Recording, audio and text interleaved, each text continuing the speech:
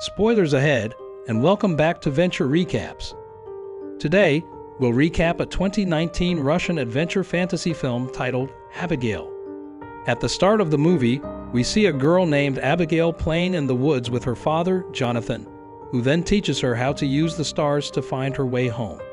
Soon after, he takes her home, only to be met by an officer named Garrett. Jonathan tries his best to stop Abigail from hearing his conversation, and after telling Garrett that he's done so much for the city to be treated the way he's being treated, he says he'll come out after he puts Abigail to bed. Garrett agrees, and after he goes in, he checks a secret locker for some things, with Abigail seeing him. Following that, he goes to her room and hands her an amulet, telling her to always have it with her. He then switches off the light, and after a while, Abigail hears loud noises from outside. As she goes to check, she sees Garrett and his men take Jonathan and another man named Roy, saying they are infected and need to be quarantined. With people trying to question this, as the vehicle carrying Jonathan away is leaving, Abigail runs after it, but her mom Margaret is soon able to catch her and stop her. Years later, Abigail is now grown, and she wakes up after initially floating in the air while sleeping. She gets up and sees a letter saying one of her friends, Henry, has been captured by another gang. She soon leaves her house and is walking around the city, where there are announcements from Garrett telling people about the sickness in the city, and also how anyone who tried to hide infected people would be charged with treason. Abigail reaches a place where the pictures of those who have been taken away are displayed, and she seems to say hello to her father, Jonathan. Elsewhere, Ian is claiming territory as his gang members hold on to Henry. Abigail arrives just as a fight is about to start, and she suggests that she face off against Ian to be the first to light a flare at the top of a building. They decided how the game would work, and no matter what happened, Henry would be freed. Abigail volunteered to play instead of Henry and become Ian's hostage if she lost. The contest starts, and he manages to take the flare first. However, on his way to the top, he sees a group of officers checking his friends to see if they're infected with the virus or not. He drops the flare and heads down, but Abigail continues with the game and heads up, while she's being closely followed by one of the officers. Soon after, the officer catches up to her as she lights the flare, but she attacks him and manages to take off his mask to reveal that it's Roy, much to her surprise.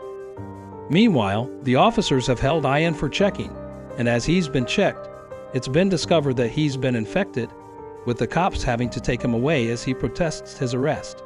Abigail also manages to leave there and head home. The next morning, Margaret comes to wake Abigail to help her get things at the market, but Abigail says she doesn't want to go out. Margaret then seems to overreact and calls on passersby to help her instead. This is enough to get Abigail to stand up to help. As she's on her way, she has to run away when she sees an officer come towards her. Meanwhile, the cop is stopped by another one, who happens to be Roy.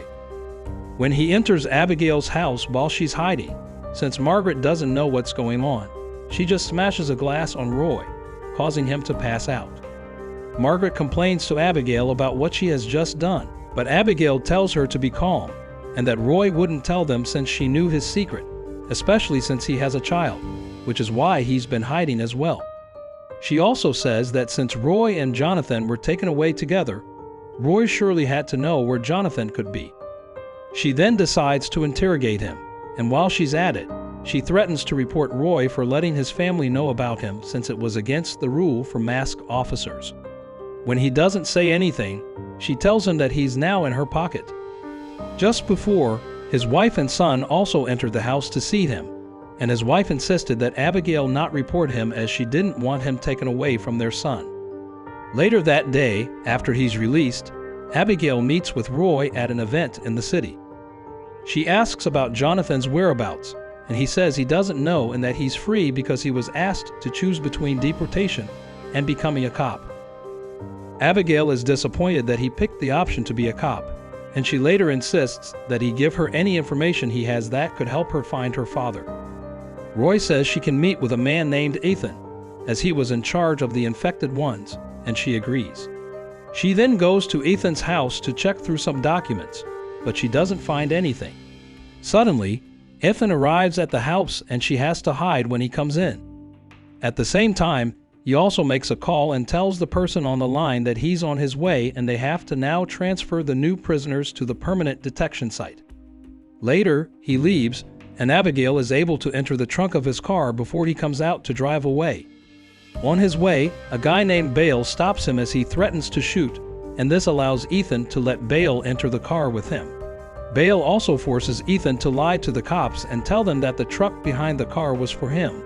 With no choice, Ethan does as he's told, and soon after, they make it to Ethan's destination. As they go inside together, Abigail finally gets to come out of the trunk too, and she goes into the building and watches as Ian is taken away. As she keeps spying, a cop sees her, and as he runs towards her, she decides to leave through a door she sees. However, there's a serious fight going on. Amid the shooting, she tries to run away, but she gets shot, and it seems to deflect, though she still falls unconscious. Bale then comes to pick her up and takes her with his crew to his base. As she's unconscious, Abigail reflects on a time she asked Jonathan about the people outside the city's borders. Jonathan says that they're strangers who have powers, and he also teaches her a lesson about being able to say no. She eventually wakes up and takes her things to leave. When she gets outside, she sees nearly all the people using their powers to go about their normal activities. She's surprised by what she sees and wonders what's really going on. A man named Spencer approaches her and tells her it's all real, and that he could help her figure out her powers too. Abigail gets curious and asks questions about how the cops didn't know of the place, and Spencer says that the cops think of the place as unsuitable to live in, which is why they stay far from it.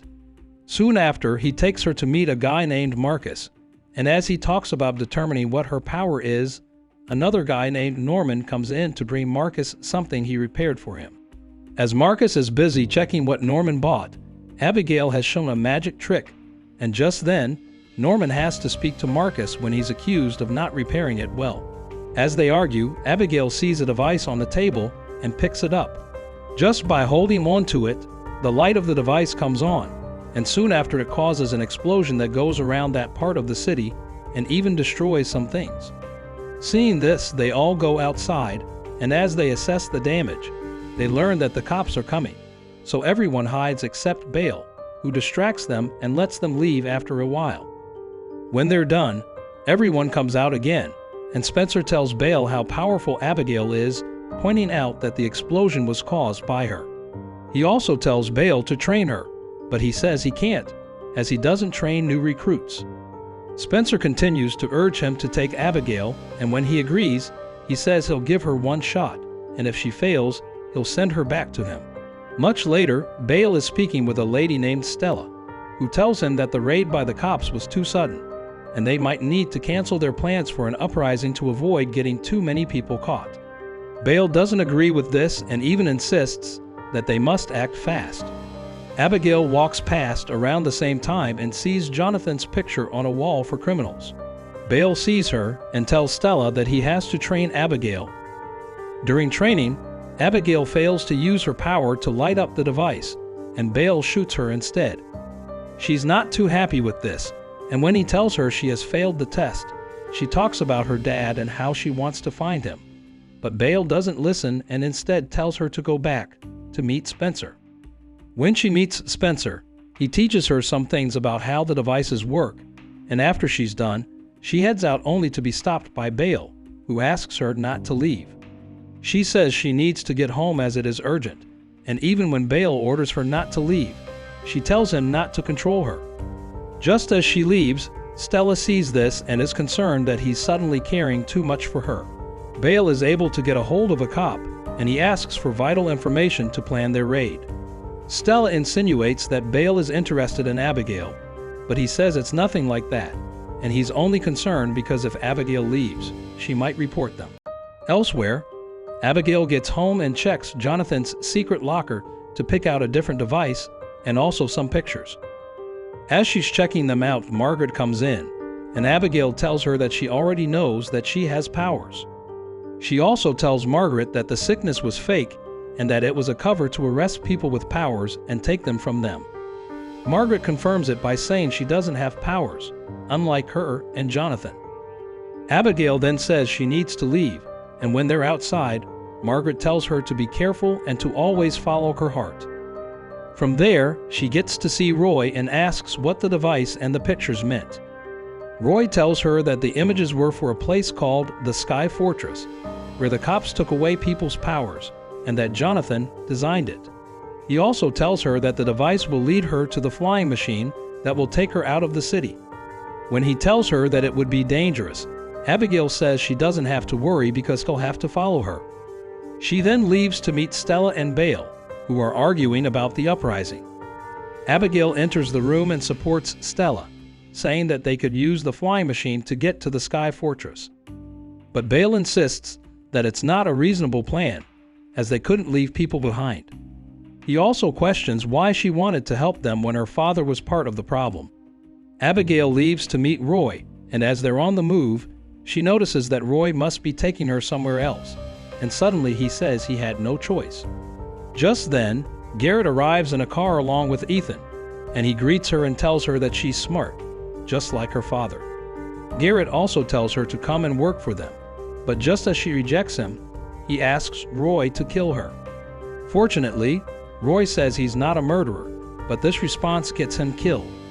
Garrett passes the order to Ethan, and as he's about to do it, Bale comes out of nowhere, and Abigail is able to run to safety. Bale is able to fight off Ethan and Garrett, but Garrett gets to knock him down.